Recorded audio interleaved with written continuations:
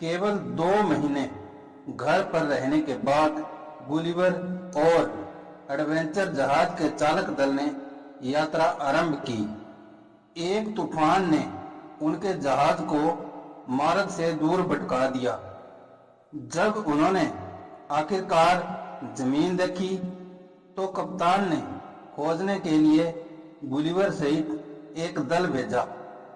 जब चालक दल भोजन और पीने के पानी की तलाश कर रहा था, गुलिवर ने द्वीप के दूसरे हिस्से की खोज करनी शुरू कर दी।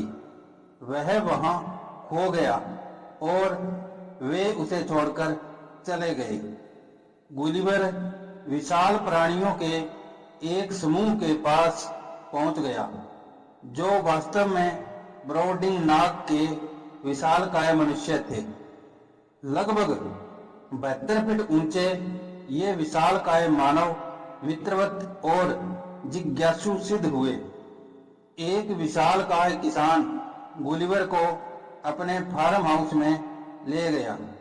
किसान की बेटी गुलिवर पर मोहित हो गई, जो उसे एक बोलती चलती गुड़िया की तरह लग रहा था। वह उसकी देखभाल करने लगी। उसने उसे एक नया नाम दिया, ग्रिल्ड्रिक, और गुलिवर ने उसे अपनी नर्स ग्लमडालक्लिच नाम दिया।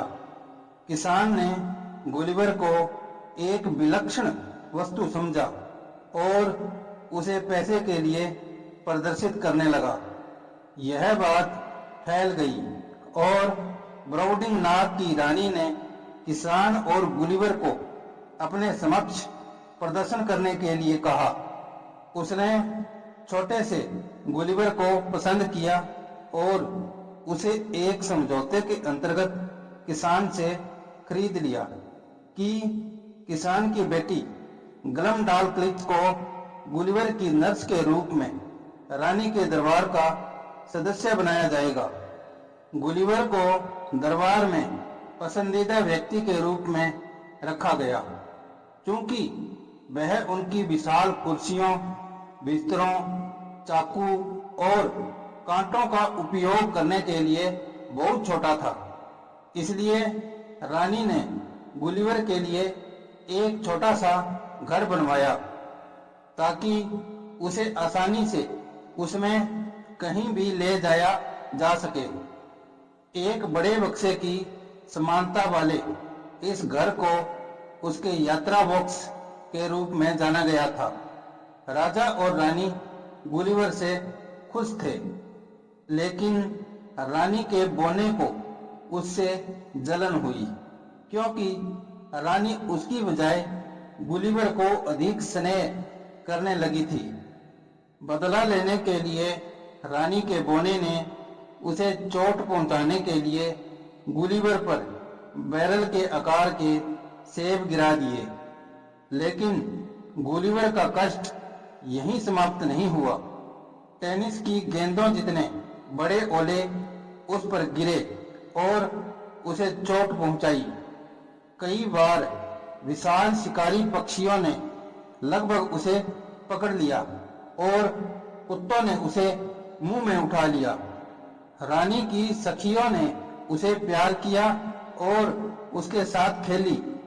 उन्होंने उसे एक इंसान की तरह नहीं, बल्कि एक खिलौने की तरह समझा। इस पर गुलिवर को अपमान और गुस्सा अनुभव हुआ। राजा के साथ अपनी बातचीत के दौरान उसने अपने अनुभवों और यात्राओं के विषय में बात की। यूरोप और इंग्लैंड की सबसे मूल्यवान संपत्ति बारूद की चर्चा की। उसने सुझाव दिया कि बारूद का उपयोग करके राजा अपने सभी प्रजाजनों को गुलामी के लिए मजबूर कर सकता है। इस अमानवीय सुझाव से भयभीत राजा ने गुलिवर को चेतावनी दी कि यदि उसने फिर कभी बारूद का उल्लेख किया तो उसे मार डाला जाएगा। यह जानने पर कि गुलिवर एक नाविक है, रानी ने उसके लिए एक खिलौना नाव और एक कुंड बनवाया जिसमें वह नौकायान कर सकता था।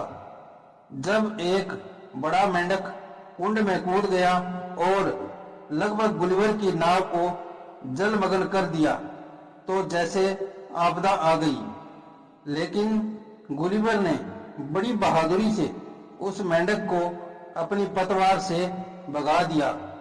एक दिन एक बंदर ने गुलिवर को पकड़ लिया और उसे महल के शीर्ष पर ले गया। गुलिवर को राजा के लोगों द्वारा बचाकर राजा के पास ले जाया गया, जो यह जानने के लिए उत्सुक था कि क्या गुलिवर डर गया था। गुलिवर ने दावा किया कि वह अपनी तलवार से अपनी रक्षा कर सकता था। राजा छोटे से आदमी के इस अभिमान पर हंस दिया। गुलिवर ने महल में सबका मनोरंजन किया और कई मनोरंजक कार्य किए। उसने कंघी बनाने के लिए राजा की दाढ़ी के खूंट का इस्तेमाल और कई कुर्सियां और पर्स बनाने के लिए रानी के बालों की लटों का प्रयोग किया। उसने पियानो बेंच पर ऊपर और नीचे भागते हुए छड़ियों का उपयोग करके राजा और रानी के लिए पियानो बजाया। गुलिवर ने ब्राउडिंग नाग में 2 वर्ष बिताए, लेकिन शाही परिवार के लाड प्यार के बावजूद वह खुश नहीं था। वह डरा हुआ था कि वह कभी भी बचकर नहीं निकल पाएगा और अपने पूरे जीवन के लिए एक प्रकार का शाही पालतू जीव बनकर रह जाएगा। जैसा कि भाग्य में था, राजा और रानी के साथ समुद्र किनारे की एक यात्रा के दौरान एक विशाल चील ने झपट्टा मारकर गुलिवर के यात्रा बॉक्स को उसमें बैठे गुलिवर सहित झपट लिया और उसे दूर समुद्र में गिरा दिया, जहां उसे कुछ नाविकों द्वारा बचाया गया, जो उसे इंग्लैंड ले गए। इतने लंबे समय तक विशालकाय लोगों के देश में रहने के बाद गुलिवर को अपने साथी अंग्रेजों के साथ तालमेल बैठाना मुश्किल हो गया। उसने खुद को आश्वस्त कर लिया था कि सभी अंग्रेज बौने थे। घर लौटकर उसे सब कुछ बौना लगता था और स्वयं वह खुद को विशालकाय समझता था। लेकिन समय बीतने के साथ गुलिवर ने अपने सामान्य स्वरूप को फिर से अनुभव किया।